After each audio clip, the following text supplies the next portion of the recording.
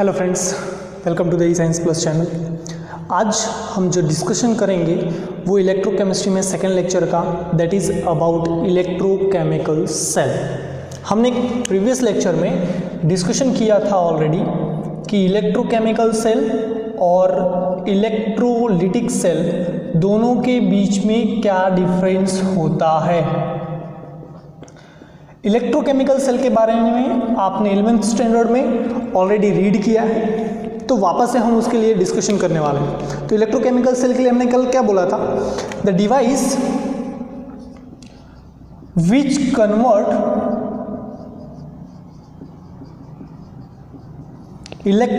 Chemical energy into electrical energy. ऐसा device जो chemical energy को इलेक्ट्रिकल एनर्जी में कन्वर्ट करे उसे हम क्या बोलेंगे, electrochemical cell. Now we will discuss about examples. कौन सा इलेक्ट्रोकेमिकल सेल? तो सिंपल, जो हमने 11th में एक इलेक्ट्रोकेमिकल सेल पढ़ा था, that is about Daniell cell. Okay, उसके लिए हम फर्दर उसका वर्क फंक्शन और उसकी क्या क्या प्रॉपर्टीज है, क्या क्या रिक्वायरमेंट है, वो सब हम डिस्कशन करेंगे। तो सबसे पहले डैनियल सेल के लिए रिक्वायरमेंट्स क्या क्या है हमारे पास। तो जो रिक्वायरमेंट्स होगी वो रिक्वायरमेंट के अंदर हमें क्या चाहिए, वी रिक्वायर द इलेक्ट्रोड्स। हमने कल आपको इलेक्ट्रोड्स का डेफिनेशन भी बताया था।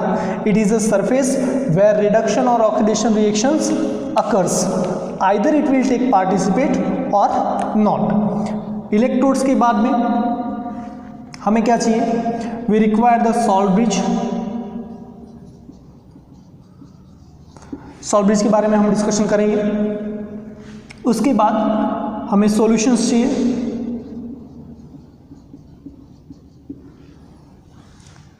Okay, and ammeter. तो सॉल्ट ब्रिज है क्या? इलेक्ट्रोड्स के लिए हमने क्या बोला था कल कि electrodes the surface where oxidation और reduction takes place, either it will participate और not in the reaction. Salt bridge क्या है? That is a U-shaped tube used to maintain neutrality of solution and used to connect both the solution. Saturated solution of KCl, या तो KCl का, या तो फिर NH4Cl का, या फिर NH4NO3 का, या फिर KNO3 का सैचुरेटेड सॉल्यूशन फिलअप होता है। And this solution is saturated with, जो सैचुरेशन होगा इसका वो किसके साथ में होगा, that will be with अगर अगर और जिलेटिन बोलते हैं। अगर अगर क्या होता है? अगर अगर is a white powder which is obtained from red algae में से फॉर्म होता है, और जब भी हम उसको वाटर के साथ में बॉईल करेंगे तो जिलेटिनियस टाइप का वो कंपोनेंट फॉर्म करेगा। आपने जेली देखा होगा, सेम वैसा ही अगर अगर वर्क करता है। इवन कस्टर्ड्स में यूज करते हैं हम अगर अगर को। देन दो सॉल्यूशंस कौन कौन से रिक्वायर्ड होंगे, the solution of copper sulphate और जिंक सल्फेट। अमीटर क्या होता है? Ammeter that is device used for identification of direction of current. Current की डायरेक्शन को इंडिकेट करता है अमीटर। अब ये तो हो गए रिक्वायरमेंट्स किसके लिए? जो इलेक्ट्रोकेमिकल सेल जो और डैनियल सेल हम फॉर्म कर रहे हैं उसके लिए। अब कैसा होगा, उसका डायग्राम कैसा होगा? तो यहाँ पे 2 बीकर के सॉल्यूशंस कंसिडर करने,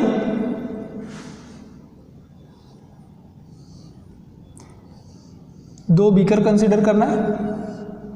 एक के अंदर हम लेंगे सॉल्यूशन ऑफ ZnSO4 और दूसरे के अंदर हम कंसिडर करेंगे that is copper sulphate solution. दोनों में जिस मेटल का सॉल्यूशन है उसी का इलेक्ट्रोड यूज करना है। So that will be the electrode of zinc metal, Zn का इलेक्ट्रोड, और कॉपर सल्फेट के सॉल्यूशन में हम लेंगे कॉपर का इलेक्ट्रोड। क्लियर है? जिंक सल्फेट और जिंक इलेक्ट्रोड अगर जब तक ये दोनों साथ में होंगे तब तक यहाँ पे कोई भी ऑक्सीडेशन और रिडक्शन रिएक्शन होने वाला नहीं। दोनों सॉल्यूशन को एक कंडक्टिंग वायर के थ्रू हम क्या करेंगे? कनेक्ट कर देंगे और यहाँ पे अमीटर जो इंडिकेट करेगा flow of direction of current को। होगा क्या?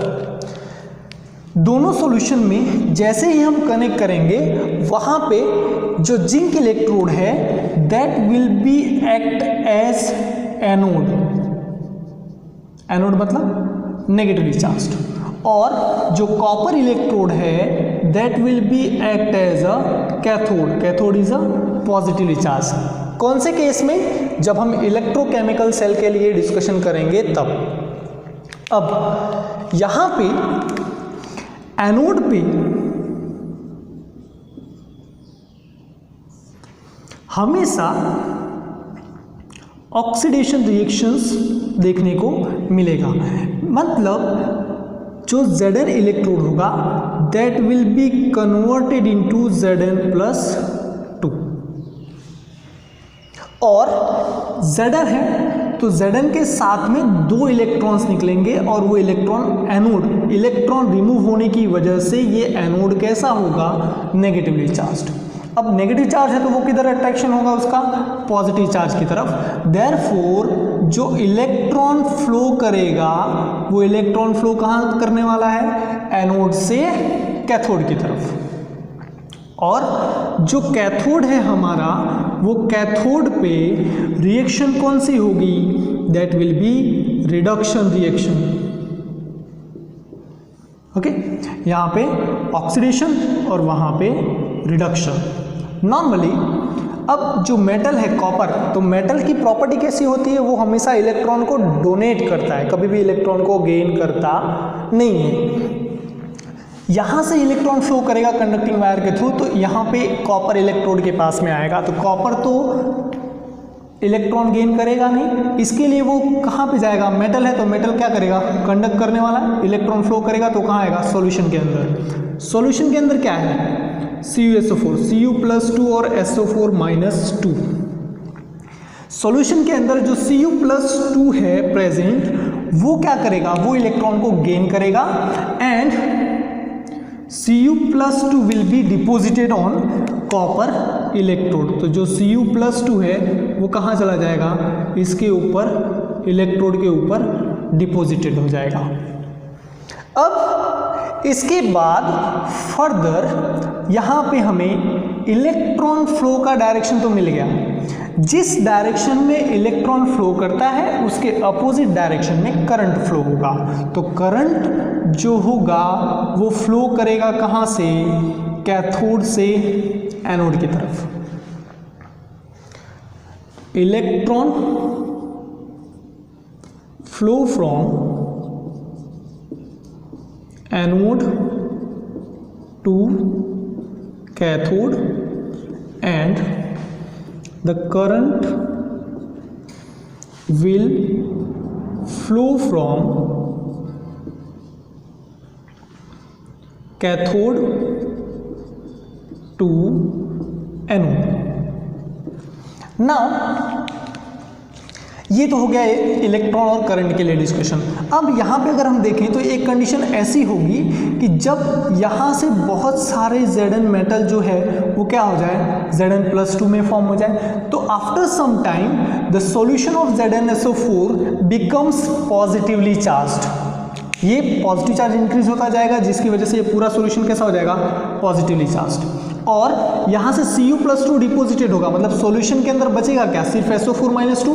तो ये पूरा सॉल्यूशन कैसा हो जाएगा, negatively charged. To maintain the neutrality, ये दोनों सॉल्यूशन की न्यूट्रलिटी को मेंटेन करने के लिए यहाँ पे हम सॉल्ट ब्रिज ऐड करते हैं।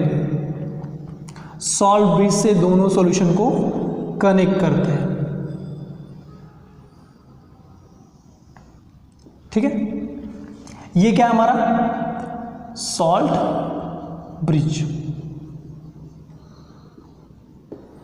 सॉल्ट ब्रिज जो है उसके एंड टर्मिनल पे, यू शेप ट्यूब है, एंड टर्मिनल पे ग्लास वूल से क्लोज किया होता है, ग्लास वूल से क्लोज किया होता है। और इसके अंदर जो सॉल्यूशन फिलअप होगा वो या तो KCl का होगा, या तो NH4Cl का होगा, या फिर NH4NO3 का होगा, या फिर KNO3 का होगा। तो अब ऐसी कंडीशन में जो सपोज कंसिडर करें कि यहाँ पे हमने K+ और Cl- का सॉल्यूशन फिलअप किया हुआ है, KCl saturated solution of KCl with agar agar हमने फिलअप किया है। तो होगा क्या, ये सॉल्यूशन पॉजिटिवली चार्ज हो गया, ये सॉल्यूशन नेगेटिवली चार्ज। तो पॉजिटिव की चार्ज की तरफ कौन अट्रैक्शन होगा, तो हम बोल सकते हैं नेगेटिवली का। और K+ कहाँ जाएगा, यहाँ पे, मीन्स K+ सॉल्ट ब्रिज के थ्रू सॉल्यूशन के अंदर आएगा और ये सॉल्यूशन को क्या करेगा, न्यूट्रल करेगा। और जो Cl- आयन सॉल्ट ब्रिज के अंदर होगा वो यहाँ पे आएगा और Zn को क्या करेगा, न्यूट्रलाइज करेगा। क्लियर है। तो सॉल्ट ब्रिज का वर्क फंक्शन क्या है, ये दोनों सॉल्यूशन की न्यूट्रलिटी को मेंटेन करके रखे। अगर ये न्यूट्रलिटी मेंटेन नहीं होगी तब क्या होगा, तब जो इलेक्ट्रॉन का फ्लो हो रहा है और करंट का फ्लो होगा वो फ्लो होने वाला नहीं है। सो यहाँ से हम क्या लिख सकते हैं, after some time solution of ZnSO4 behaves like positively charged and solution of CuSO4 becomes negatively charged. Okay, to maintain the neutrality of solution, to maintain neutrality of solution, salt bridge required। Neutrality को maintain करने के लिए दोनों solution को हम क्या add करते हैं, सॉल्ट ब्रिज ऐड करते हैं। जब ये न्यूट्रलिटी मेंटेन हो जाएगा तो फर्दर ये प्रोसेस होगी। ये प्रोसेस कब तक होगी, जब तक यहाँ पे ZnSO4 का अमाउंट प्रेजेंट होगा और यहाँ पे CuSO4 का अमाउंट प्रेजेंट होगा। जब टोटली Zn जितने अमाउंट में सरफेस है उसका ऑक्सीडेशन हो जाएगा तो ये पूरा रिएक्शन जो होगा वो स्टॉप हो जाएगा एक पर्टिकुलर कंडीशन के बाद। तो रिएक्शन क्या आएगा, तो यहाँ पे ऑक्सीडेशन हाफ रिएक्शन और रिडक्शन हाफ रिएक्शन। ऑक्सीडेशन कहाँ पे होगा? एनोड पे। तो क्या मिलेगा? किसका ऑक्सीडेशन हो रहा है? Zn का। किस में हो रहा है ऑक्सीडेशन? Zn+2 में। हमने प्रीवियस लेक्चर में डिस्कशन किया था ऑक्सीडेशन का मतलब रिमूवल ऑफ इलेक्ट्रॉन। तो Zn+2 प्लस 2 इलेक्ट्रॉन। रिडक्शन किसका हो रहा है? कॉपर सल्फेट कैथोड पे हो रहा है। तो यहाँ पे Cu+2 का सोल्यूशन किस में कन्वर्ट हो रहा है? Cu में। दैट इज Cu+2 क्या करेगा? Cu+2 जो इलेक्ट्रॉन आए वो इलेक्ट्रॉन को गेन करने वाला है। तो +2 electron gives out Cu। Further अगर ये दोनों रिएक्शन को हम ऐड करें तो नेट रिएक्शन क्या मिलेगा? नेट रिएक्शन का मतलब the reaction which occurs on the cell, पूरे कंप्लीट सेल के ऊपर कौन सी रिएक्शन होगी? तो दोनों को ऐड कर दो तो इलेक्ट्रॉन और इलेक्ट्रॉन कैंसिल हो जाएगा, एक लेफ्ट हैंड साइड में और दूसरा राइट हैंड साइड में। इक्वेशन क्या मिलेगा? Zn+Cu+2 gives out Zn+2 plus Cu। ये हो गया हमारा नेट रिएक्शन। मींस ये पूरे सेल में हमारा कंप्लीट रिएक्शन ये होने वाला है। ध्यान देना, जब तक ये दोनों कनेक्टेड ना है, जब तक एनोड और कैथोड दोनों कनेक्टेड ना है, तब तक इसको हम क्या बोलेंगे? हाफ सेल, और इसको क्या बोलेंगे? Half cell. जब दोनों को कंप्लीट ऐड करेंगे, कंडक्टिंग वायर के थ्रू हमने ऐड किया, तब वहां पे हम क्या बोलने वाले इसको? That will be complete cell. अब आपको एक सिंपल सा ट्रिक, हमेशा ये बात आपको याद रखनी है। कौन सी बात? जो एनोड है वहां पे कौन सी रिएक्शन हो रही है? ऑक्सीडेशन। तो उसको शॉर्ट में हम याद करने के लिए रखेंगे। कैसे याद रखना है? Trick to remember, an ox. An ox का मतलब एनोड पे ऑक्सीडेशन रिएक्शन होगा, और रेड कैट। रेड कैट का मतलब रिडक्शन रिएक्शन होगा कैथोड पे। तो ये ट्रिक, इससे आपको कभी भी कंफ्यूजन नहीं होगा कि कैथोड पे कौन सी रिएक्शन होगी और एनोड पे कौन सी रिएक्शन होगी। तो एन ऑक्स और रेड कैट, ये तो हो गया सिंपल जो स्पॉन्टेनियस इलेक्ट्रोकेमिकल सेल में हमने लास्ट पॉइंट डिस्कशन जो डिफरेंस वाले कर रहे थे वहां पे हमने डिस्कशन किया था कि जब भी इलेक्ट्रोकेमिकल सेल होगा तो वहां पे स्पॉन्टेनियस रिडॉक्स रिएक्शन होने वाली है। स्पॉन्टेनियस रिडॉक्स रिएक्शन का मतलब जो खुद से रिएक्शन होगी। तो यहाँ पे हमने कनेक्ट कर दिया तो यहाँ से रिएक्शन स्टार्ट हो गया और जो भी फ्लो ऑफ इलेक्ट्रॉन था वो सब स्टार्ट हो गया। लेकिन अगर हम यहाँ पे external potential, external voltage applied करें तो वो कंडीशन में क्या होगा? तो उसके लिए टोटल 3 कंडीशंस हैं, जो वो तीनों कंडीशंस को हमें डिस्कशन करने हैं और फर्दर हम वो डिस्कशन करेंगे। ये इलेक्ट्रोकेमिकल सेल के बारे में आपने सब कुछ पूरा रीड किया हुआ है डिटेल में 11th standard chapter number 8 redox reaction के लिए। लेकिन वहाँ पे एक्सटर्नल वोल्टेज से रिलेटेड कुछ भी नहीं था, तो यहाँ पे हम एक्सटर्नल वोल्टेज वाले एक्सटर्नल पोटेंशियल के लिए डिस्कशन करेंगे।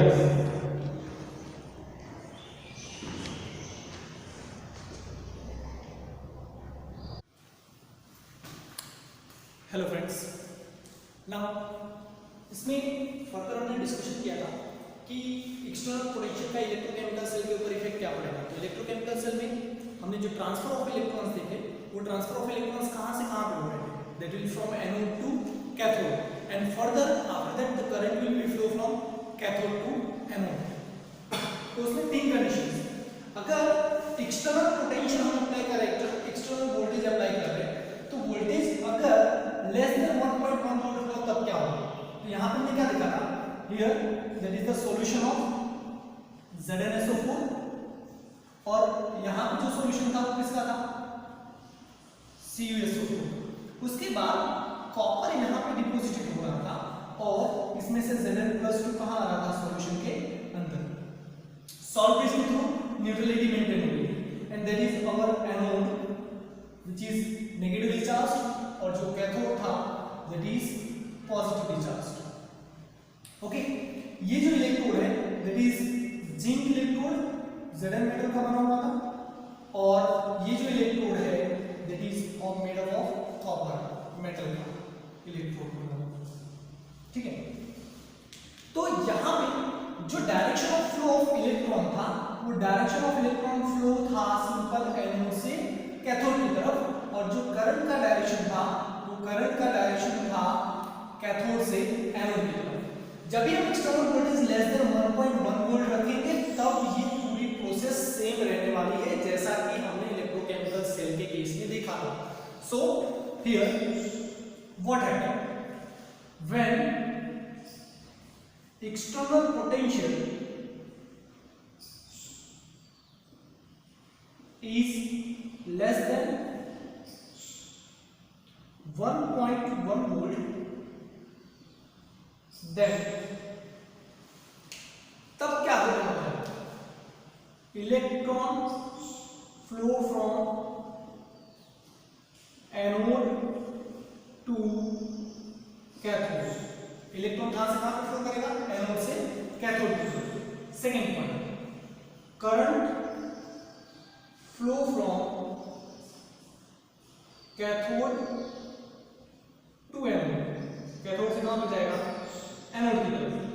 एंड द लास्ट पॉइंट, यहां पे डिपोजिशन किसका हो रहा है? कॉपर का। Copper will be deposited on cathode. Copper जो है वो कैथोड के ऊपर डिपोजिटेड होगा। तो ये कंडीशन कब रहने वाली है? जब एक्सटर्नल वोल्टेज जो हम अप्लाई करें, एक्सटर्नल पोटेंशियल जो अप्लाई कर रहे हैं वो लेस देन 1.1 वोल्ट होगा तब। सेकंड कंडीशन, अगर वैल्यू 1.1 वोल्ट जितनी हुई, एक्सटर्नल पोटेंशियल जो है वो 1.1 वोल्ट जितनी हुई, तब क्या होगा? अब ये 1.1 वोल्ट ही क्यों ले रहे हैं? क्योंकि इलेक्ट्रोकेमिकल सेल में जो एनर्जी रिलीज होती है, electrical energy, that will B equivalent और नियर टू 1.1 वोल्ट। अगर इससे ज्यादा इक्वल हुआ 1.1 वोल्ट जितना, तब क्या होगा? तो सिमिलर यहां पे हमारा क्या है? Zn का इलेक्ट्रॉन, ठीक, यहां पे हमारा सॉल्यूशन कौन सा था? That is of ZnSO4। यहां पे हमारा सॉल्यूशन कौन सा रहेगा? That is of CuSO4। Okay, then here what happened? No electron will be transfer from electrode. यहां से एनोड से कैथोड की तरफ इलेक्ट्रॉन फ्लो होगा ही नहीं। क्यों? क्योंकि हमने एक्सटर्नल वोल्टेज कितना रखा है? 1.1 वोल्ट जितना। और ये कंडीशन क्या है? इतनी एनर्जी कब रिलीज होगी? जब यहां पे रिएक्शन प्रोसीड होने वाला सिंपल इलेक्ट्रोकेमिकल सेल के अंदर। So when external potential is equal to 1.1 volt, then तब क्या होगा? No transfer of electron or current upwards। Transfer of electron नहीं होगा, chemical reaction does not occurs. Chemical reaction does not occur. Chemical reactions भी यहां पे होने वाला नहीं है। ट्रांसफर ऑफ इलेक्ट्रॉन नहीं होगा तो डिपोजिशन भी होने वाला नहीं है। Deposition does not, deposition of metal does not occurs। क्लियर? सो ये तीन पॉइंट्स इसमें भी आएंगे। अब एक लास्ट कंडीशन, अगर एक्सटर्नल वोल्टेज 1.1 वोल्ट से ज्यादा होता है तब क्या होने वाला है? तो यहां पे जो ZnSO4 का सॉल्यूशन था और यहां पे कॉपर सल्फेट का सॉल्यूशन था, CuSO4 का सॉल्यूशन, यहां पे Zn का इलेक्ट्रोड हमने यूज किया और ये जो इलेक्ट्रोड है वो किसका है? That is of copper electrode. ये कंडीशन में जो एनोड था और जो कैथोड था, दोनों की प्रॉपर्टीज चेंज हो जाएगी, दोनों अपोजिट हो जाएगा, रिवर्स हो जाएगा, and it will be negatively charge, it becomes positively charge.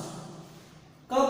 जब हम एक्सटर्नल ज्यादा अप्लाई करेंगे, मैक्सिमम अप्लाई करेंगे तब, and the electron will flow from cathode to anode. अगर इलेक्ट्रॉन कैथोड से एनोड की तरफ फ्लो करेगा तो जो करंट है वो करंट की डायरेक्शन क्या हो जाएगी, एनोड से कैथोड की तरफ। तो यहाँ पे वेरिएशन देखने को मिलेगा। अब इलेक्ट्रॉन ये से फ्लो हो रहा है तो डिपोजिशन किसका होगा, जिंक मेटल का, और जो कॉपर मेटल है वो कहाँ आएगा, सॉल्यूशन के अंदर, और जिंक का क्या हो जाएगा, डिपोजिशन, Zn+2 आएगा। So reaction will be reversed. तो यहां पे हम लिख सकते हैं when external potential is greater than 1.1 volt, then तब क्या होने वाला है, यहां पे electron flow from cathode to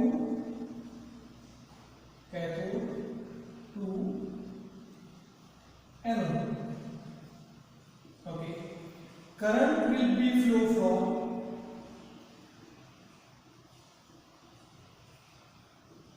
anode to cathode. Last point, deposition of Zn occurs at anode। Anode के ऊपर किसका डिपोजिशन होगा, Zn का, and the chemical reaction will be reversed। Chemical reaction कैसा हो जाएगा, उल्टा हो जाएगा, मतलब जो प्रोडक्ट में था वो रिएक्टेंट है, जो रिएक्टेंट था वो प्रोडक्ट में। यहाँ पे क्या मिलने वाला है, that is Cu+2 plus Z, Cu+Z plus 2 gives out Cu+2 plus Zn। ये होगा यहाँ पे सेल रिएक्शन, और यहाँ पे कोई भी रिएक्शन नहीं होने वाली। लेकिन यहाँ पे कौन सी रिएक्शन होगी, जो फर्स्ट कंडीशन में थी हमारी वही, Zn+2 ion plus Cu gives out Cu+2 plus Zn plus Cu+2 gives out Zn+2 plus Cu। ये रिएक्शन देखा ना आपने, क्योंकि यहाँ पे Zn क्या हो रहा है, सॉल्यूशन के अंदर आ रहा है, और Cu क्या होगा, डिपोजिटेड होगा। पर यहाँ पे कोई भी डिपोजिशन रिएक्शन नहीं होने वाला, यहाँ पे Zn+2 डिपोजिटेड होगा और Cu+2 कहाँ से आएगा, इलेक्ट्रोड के ऊपर से। तो ये कुछ कंडीशंस हैं जिसके इफेक्ट के बारे में हमने डिस्कशन किया। तो टोटल 3 इफेक्ट्स है, किसके लिए, that is about external potential effects on electrochemical cell. अब इसके बाद में हम डिस्कशन करेंगे सॉल्ट ब्रिज जो है, वो सॉल्ट ब्रिज का यूज क्या था, यहाँ पे जो सॉल्ट ब्रिज हम यूज कर रहे हैं उसका यूज क्या है, that will be neutralization of for the solution. दोनों सॉल्यूशन के न्यूट्रलाइजेशन के लिए यूज होता है। यू शेप ट्यूब है, उसके अंदर KCl, NH4Cl, KNO3 या फिर NH4NO3 का सैचुरेटेड सॉल्यूशन है, जो कि सैचुरेशन किया जाता है किसके साथ में, तो अगर के साथ में। ओके, फर्दर हम सिंबॉलिक रिप्रेजेंटेशन लिखेंगे, सेल का सिंबॉलिक रिप्रेजेंटेशन कैसे करते हैं।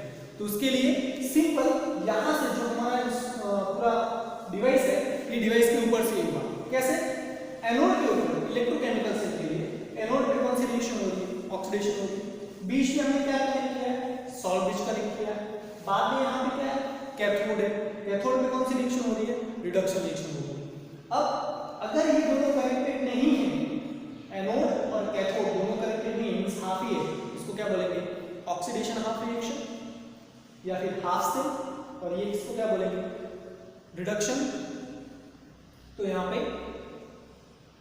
इसको भी रिडक्शन हाफ सेल बोलेंगे या फिर सिंपल हाफ सेल बोलेंगे।